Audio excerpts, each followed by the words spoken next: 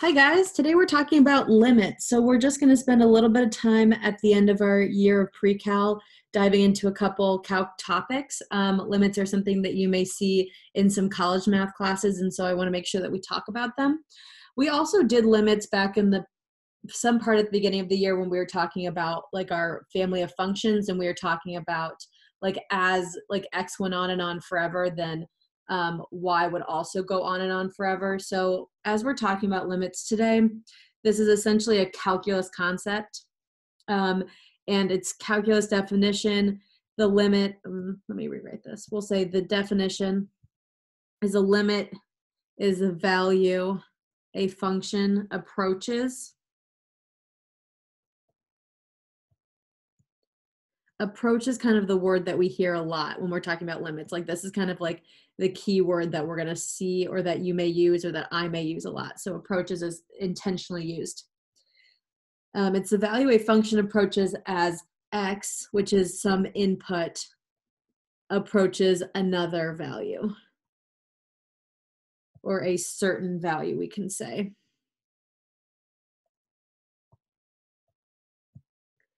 So we'll know what the x is approaching, and then we want to figure out what the limit, what the function is approaching. You can think of the function as one of two things. You can think of it as y, or a more grown-up way that you'll see it in more advanced math classes as this f of x, so the function in terms of x. Okay, so that's our basic definition. Now let's just start getting to some examples. So we are going to do our first couple examples are going to be we're looking at the limit as x approaches negative infinity and as x approaches positive infinity. I know we did this. I'm just going to sidebar off here for a second. I'm going to end up erasing this so you can just listen or you can draw. I do not care. When we talked about like even and odd functions, and we talked about some of our family functions, we would have like a graph that would look like this, like a upward facing parabola. And I would say, okay, what's the limit as x approaches negative infinity? And we would look and we'd be like, okay, well, as x gets smaller and smaller and smaller, what is y doing? Well, as x gets smaller and smaller, y is going upwards. So we would write as x approaches negative infinity, f of x approaches positive infinity.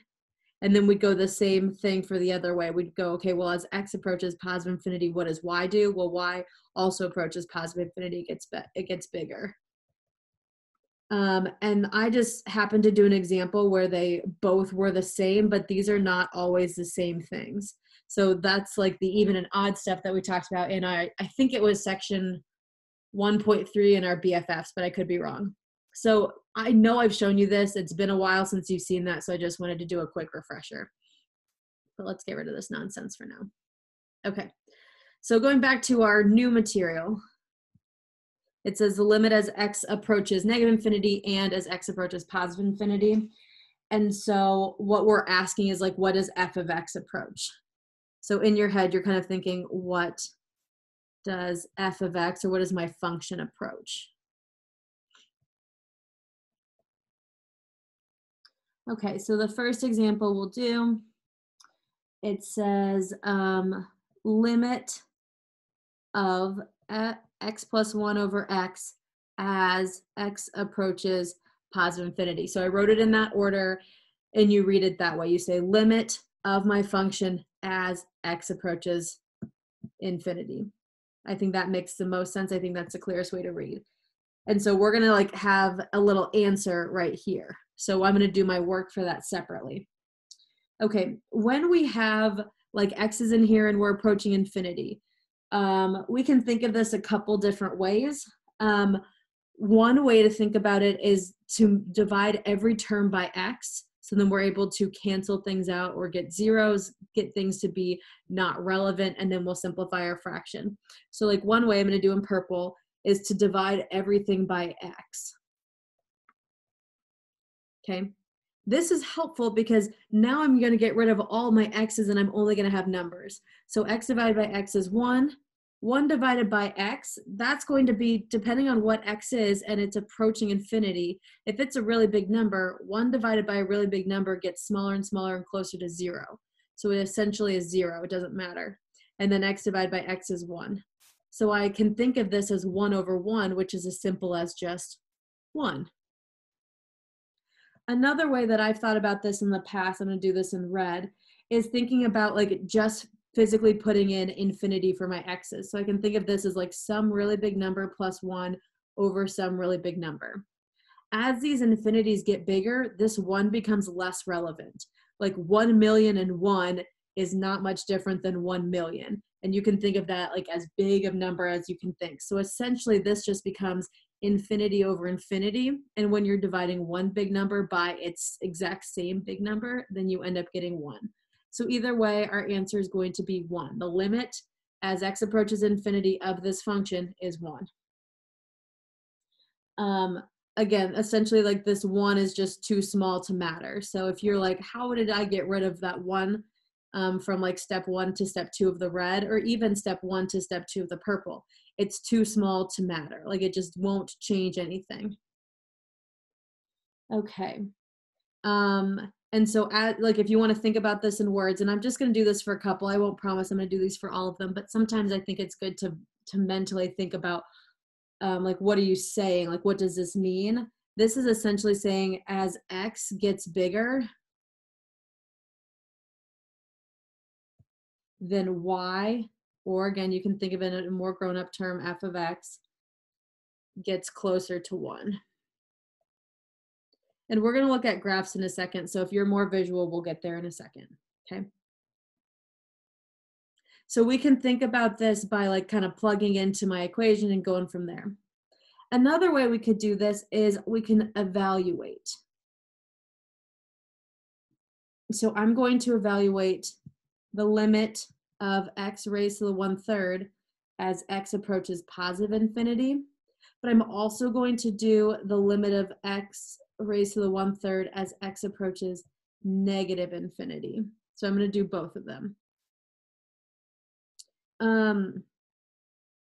And again, you can think about plugging this in. You can think about, there's no denominator, so it's a little bit different than the last one. I'm not going to do x divided by whatever because it's not going to matter. But if you think about raising a big number to the 1/3, a positive number, a positive really large number raised to the 1/3 is going to like keep getting bigger. Like it's not getting as big as fast as the x that you're plugging in, but there's no bound to this. It doesn't stop at a certain point. It's still getting bigger and bigger. So my answer is going to be, it's going to approach positive infinity. It's going to get bigger and bigger. Likewise, if you do the negative version, if you're doing the raised to the 1/3, that's the same thing as doing x to the cube root. You can do cube roots of negative numbers and it's going to stay negative, and it's just going to approach negative infinity because it's going to keep getting bigger and bigger, but it's going to get bigger and bigger on the negative side. If you want like a mental picture, and you can graph this in your calculator, or you can think of a sketch. I know what this looks like. I know that a cubic function looks like this S, and so its inverse is just flipped, so it looks like this. Looks something like this. I know it looks like it's kind of tapering off, but it's going to get bigger and bigger. It's just not getting bigger very quickly. It's still going to approach positive infinity, just not as fast as X is. Okay. Same thing the other way. So it's going to get bigger. It's going to get bigger both directions. The key thing here is there's no bound. Like it doesn't have a limit to its stopping. It doesn't have any asymptote, so it's no bound. So that's why it goes to positive and or negative infinity. Okay. I don't know if that's confusing or not. So if it is, just let me know. All right, let's do another one. This one has a trig function. We're doing the limit of x times sine of x as x approaches positive infinity. All right. Before we evaluate this, let's think about what is what does sine of x look like? It's a wave, right? It's a sine wave. It does one of these guys. Wave, wave, wave, wave, forever and forever. It keeps jumping back and forth and back and forth. It stays between what two things? +1 and -1, right? Well, I'm still taking those values, but I'm multiplying it by a really big number. So I'm going to take these values between -1 and +1 and multiplying it to really big numbers. if I were to think of this as like a limit graph, my sign is going to keep like waving, but it's going to like start getting bigger and bigger and bigger away from like the axis because I'm multiplying it by a bigger number each time. It's essentially following like this line. This is what we call oscillating. This is kind of a physics term, so it's not that important to me in pre-cal and especially at this point in the game, but you maybe have heard about oscillating from a physics class. So it kind of oscillates or it bounces back and forth, and it's approaching these like negative infinity on the downward, and then it's going oscillating up to positive infinity. So since it's not approaching one exact number, we're going to say that this limit does not exist. DNE, code for does not exist. It does not exist because there's not one term that we're going to. It's not approaching one number. I know that we were not approaching one number with negative infinity and positive infinity, but we were like approaching a direction. This keeps bouncing back and forth, oscillating back and forth. It doesn't approach one number like number one. It doesn't approach one direction like number two. So it does not exist. All right. That's pretty clear. All right, now we're going to talk about something called continuity, which we talked again with our basic functions at the beginning of the year. Continuity. It is an important property. Almost everything we have done this year was a continuous function. That meant the question we would essentially ask ourselves is, can you draw this without picking up your pencil? So like I would say, did you pick up your pencil? And you would say no, and I'd say then it's continuous because there's no jumps, there's no edges, there's no like weird spaces that aren't used, it's continuous. So like our old definition was, can I draw this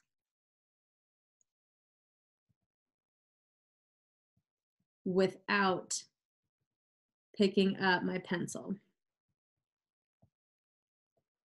And if we said yes, then we'd say, okay, it's continuous because I can draw it without picking up my pencil. Okay, our new definition, it's still the same idea, but with limits, it's a little bit different. There's three parts. So if a function, if f of x is continuous, then these three things are true. Number one, limit of f of x for x approaching c. Oh, I forgot an important part of the definition. If it's continuous at a certain point. Sorry, I got to give you that.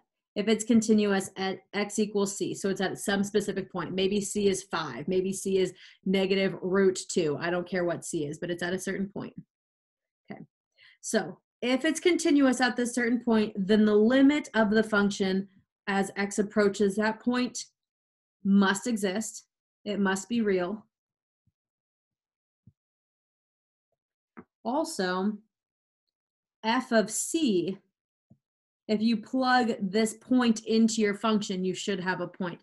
F of c must also exist. And then third, they are the same. Those two values are the same. So essentially 1 equals 2. Okay.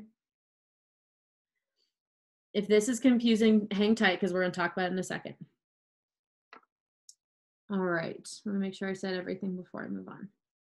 Okay, before we look at this algebraically, it makes a little bit more sense to do it graphically. I'm going to draw 4 little graphs. Whoop, okay, that's fine. We'll move that down there just so we have space. Move him up, move this guy up. Okay, whatever. Sorry, got to be organized. Move. Whatever. Okay. Okay, first example is going to be a yes example. A good go. I'm going to make it green because it's green light. Okay. If I have a graph that looks like this, it's like a trinomial, or x to the third, a cubic function. And we're looking, let's say this value right there is c. I have a continuous graph. I didn't pick up the pencil. I have a value at c, and if I find the limit of it, the graph approaches that point from either direction. So this is true. This is yes, this is a continuous function. We also could tell because I physically didn't pick up my pencil, but again, I'm doing a very like simplified version of this before we get to some of the little bit harder ones. My next three examples are all no's, okay? This one right here, I'm gonna draw out a little empty circle at C. If you have everything else is continuous, but you have an empty circle at the value that you're looking at, then this is not a continuous function. By basic definition, I had to pick up my pencil to finish drawing this. It has a hole. There's no, while there's a limit, the graph does approach the same place, like it approaches there and it approaches here, but there's no actual value at C, so that doesn't work. Oh, that's not what I want.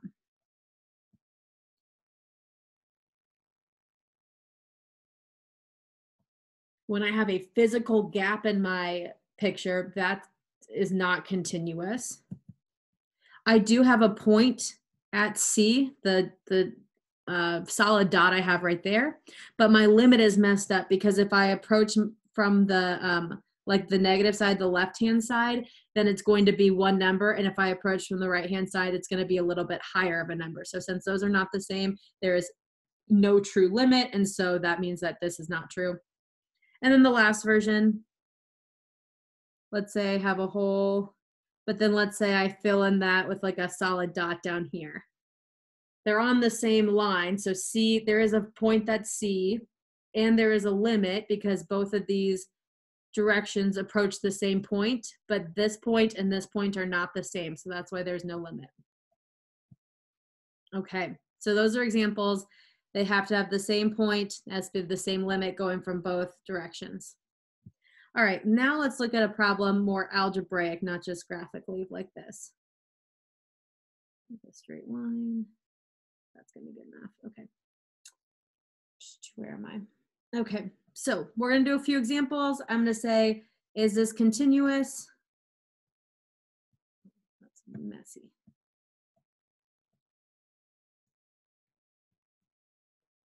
We're saying continuous or no, and then if it's not, if it's discontinuous, then we're gonna say where is it discontinuous? State where. And that will make sense in a second. Continuous, if discontinuous, state where. Okay, so this first example, f of x is equal to, ooh, what do we call it when we've got that little brace going on there? Anybody remember? It's a piecewise function, yep. So for the piece where x is less than or equal to 1, I'm graphing this top function. And for the piece where x is greater than 1, then I'm going to graph x.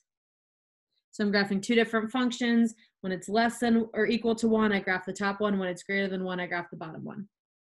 Okay.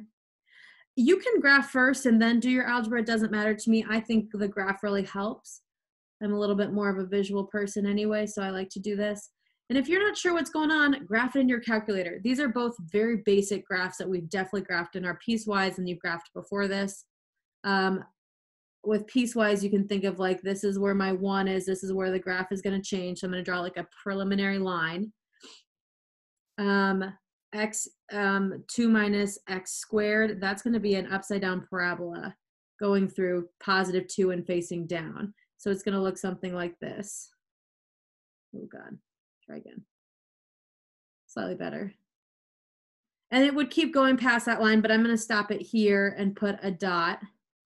If I wanted to know exactly what this point was, I just would plug in 1 to this equation. I'd say 2 minus 1 squared. Well, 2 minus 1 squared is 2 minus 1, which is 1. So I've got a point here at 1, 1. And then luckily, my next graph is just x, which means like up 1 over 1 start at 0. So I start at 0, went up 1 over 1, and I drew my line there. I keep going through.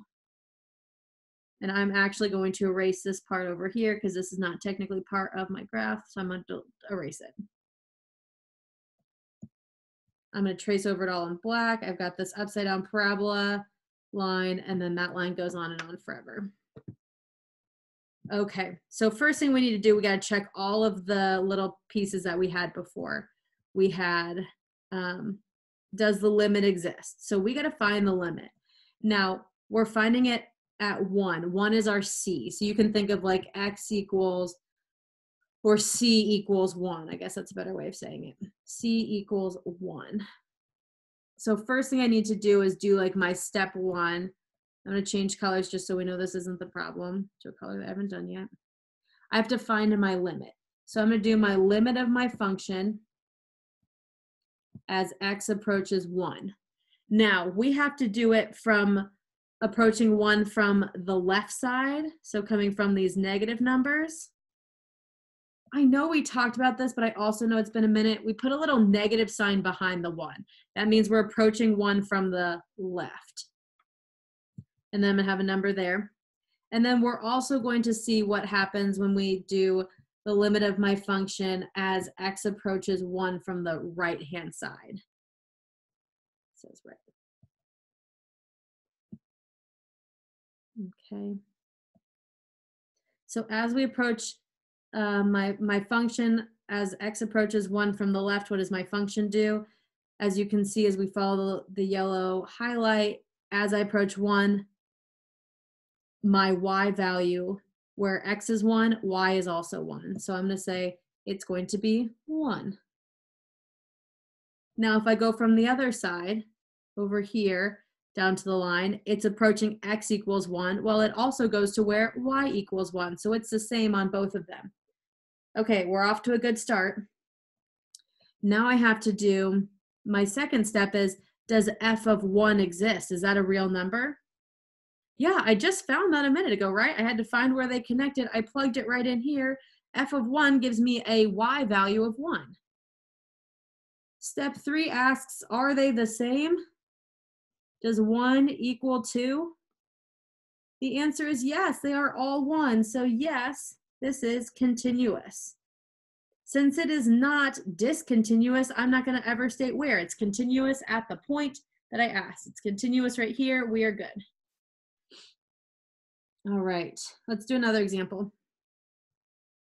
This one says f of x equals, so another piecewise, love it, x squared plus 1 if x is less than 0, and just straight x squared if x is greater than or equal to 0. All right, just some more parabolas. We're good at parabolas. Isn't hard.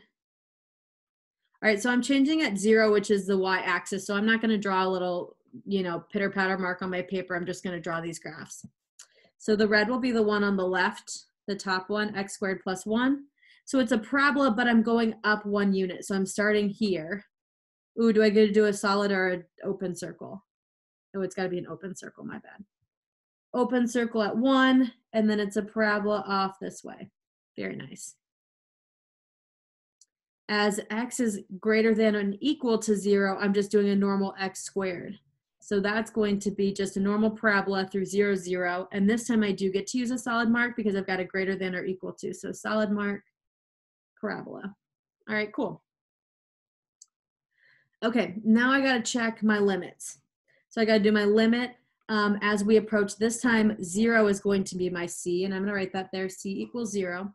I'm going to do my limit as we approach 0 from the left, and then as we approach 0 from the right. Limit of f of x as we approach 0 from the left, and limit of f of x as we approach 0 from the right. As I approach 0 from the left, I'm following the red graph. It looks like I'm getting closer and closer to that open circle, which we know is at 1. We went up 1 unit, so I'm approaching 1. Okay, that's fine. What happens as we approach it from the right? As I go down the orange graph all the way to the middle of the page, it's going towards the solid dot, which is at 0. My y is 0 there. Okay, so my limit there is 0. Okay. The problem here, and I don't even have to go any further, these don't match. So I don't care what number 2 says. These are not the same. So I'm going to say no. This is not a continuous graph, and actually it's discontinuous. The opposite of continuous is discontinuous, and it's discontinuous at this point we're looking at x equals 0. Questions? If so, let me know. All right, now we're going to spend a little bit of time. I think I've got 5 more problems, and we are just going to straight evaluate. And you've got some of these on your homework tonight, so I hope that this will be good practice for that. Evaluate. I'm going to teach you, we're going to review some things that we've already done. I'm going to teach you one more new thing. And then also, if we can't figure it out algebraically, we're just going to graph it. So maybe have your graphing calculator out. I'm going to do quick sketches on here, but I'm not going to pull my graphing calculator out on the page for you. So the first one says limit of 3x minus 5 over 4x plus 9 as x approaches infinity. If there's nothing in front of it, we assume it's positive infinity. If you want to put a little plus sign in there, knock yourself out. Okay, so that's going to equal some number. This is like the first problem we did where we divided everything by x to get rid of the x's and to get in some zeros. So I'm going to do that again. So I'm going to do 3x over x minus 5 over x over 4x over x plus 9 over x. 3x over x just gives me 3. As it's approaching a really big number, 5 divided by any really big number will just cross out to be 0. Same thing on the bottom. I've got 4 plus 0. The zeros go away, and I'm just left with 3/4. Now, it's been a minute since I took calculus, but a shortcut I remember is if the variables and exponents were the same, then you could just think of a fraction of their coefficients. So these values don't matter because, again, they are too small. So you can just think of it as 3/4 from the equation. If that helps you use it, note that it only works if the variables are the same and have the same exponent. So this only works because they're both x's raised to the first power. It will not work if you have an x and then an x squared. So we're not going to use that trick for the next one. And that's it. We just divide everything by x, simplified, and I got 3/4. Moving on. Number 2. The limit of x squared minus 1 over x minus 1 as x approaches 1. So I want to figure out what that's going to be. Now, this is a new tool that we haven't done yet. If you can simplify, we're going to simplify. If I were to just plug 1 in, then that would become 0 in the denominator, which is going to be a problem. So if I can plug, or if I can simplify, I'm going to do that. If not, I'm going to use a graph, and that's what we're going to do in a little bit. But I can simplify x squared minus 1. How do you factor that? X plus 1, x minus 1. The x minus 1's canceled. I'm left with x plus 1. I can plug 1 in for x because I don't have any denominator. There's no problem. I got rid of the problem right here because I had a common factor on top and bottom. So I'm good to plug 1 in. 1 plus 1 is going to equal 2. And that's my limit. As x approaches 1, my function, my f of x, approaches 2. We're going to do the same thing for the next one, so be ready to factor again. The limit of x squared plus x minus 6 over 2x minus 4 as x approaches 2. While I'm getting set up, I'm assuming you're going straight into factoring. How does the top factor? How does the bottom factor? The top becomes x plus 3 times x minus 2, and the bottom becomes 2x minus 2. If that's hard for you, you got to call me in on a Google Meet. We got to get you caught up on this. If that's easy for you, give yourself a high five. X minus 2 cancels out on top and bottom, so I'm left with x plus 3 over 2. Now, I still have a fraction, but I don't have any more x's in the denominator, so we can plug 2 in for x, and we're going to get a real number. So 2 plus 3 over 2, that becomes 5 over 2, and that's the best answer. Leave it as 5 over 2. Don't give me a decimal.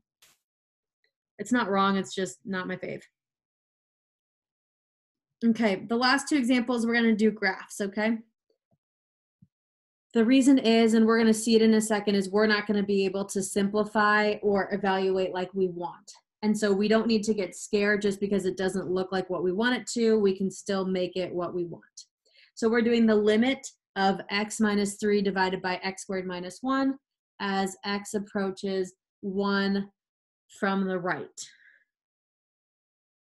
Another reason that's helpful is seeing that it's from the right might mean that it's different than what it is when we approach x.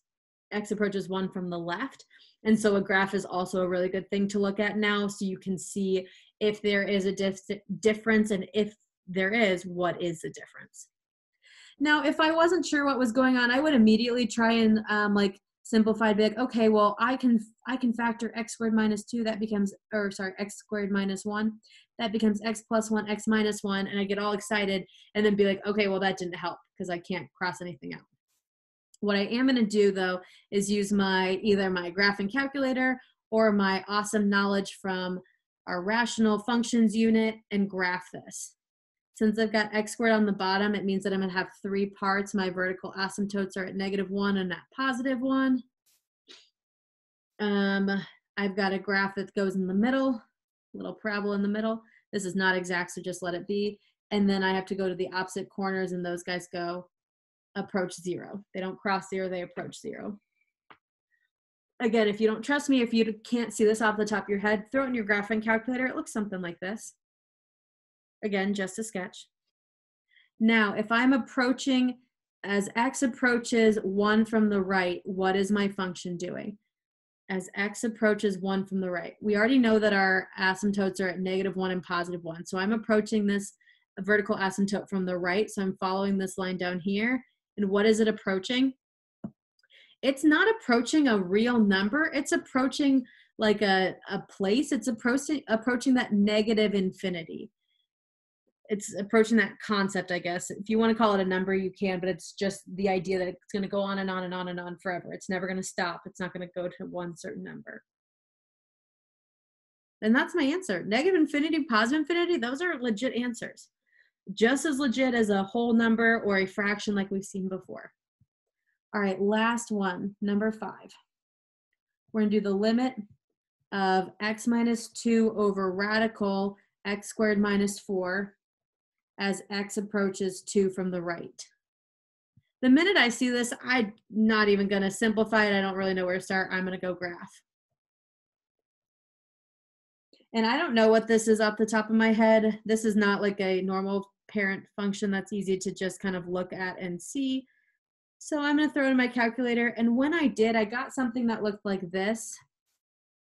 About at -2, it was downward approaching. We'll just make this blue. It was like a kind of half crescent over here, like that. And then at +2, it was like a square root, like that. And it had a point right there, and you can check, you can trace, you can, put x equals 2 in, and it will spit out what y is if you're not sure if it touches or not, but it does touch to make a full point. So if I'm approaching 2 from the right, what is my y value as I approach 2 from the right? It's just 0, right? It doesn't go any lower. It approaches y of 0. So that's it. Now, if I had asked the same thing, like limit of f, I'm just going to write f of x because I don't want to recopy that, but I said x approaches 2 from the left, what would my answer be then? 2 from the left, right? Well, I'd start by following this guy, but he never goes past -2. Do I approach +2 on the left side? No, I don't get any closer than -2. So technically, this answer does not exist. I wanted to do one more of those so you knew it was a legit answer and that you may see it. Not sure how many times, but it's definitely a possibility. Okay, so I hope that you followed along with these notes. Go back and watch anything that maybe I went too quickly through, or if you need to hear it again, please feel free to do that. Know that I'm here to help you if you need help when you approach your homework. But yeah, hang tight. We're almost done with pre-cal and you guys are doing awesome. So have a good rest of your day. Bye.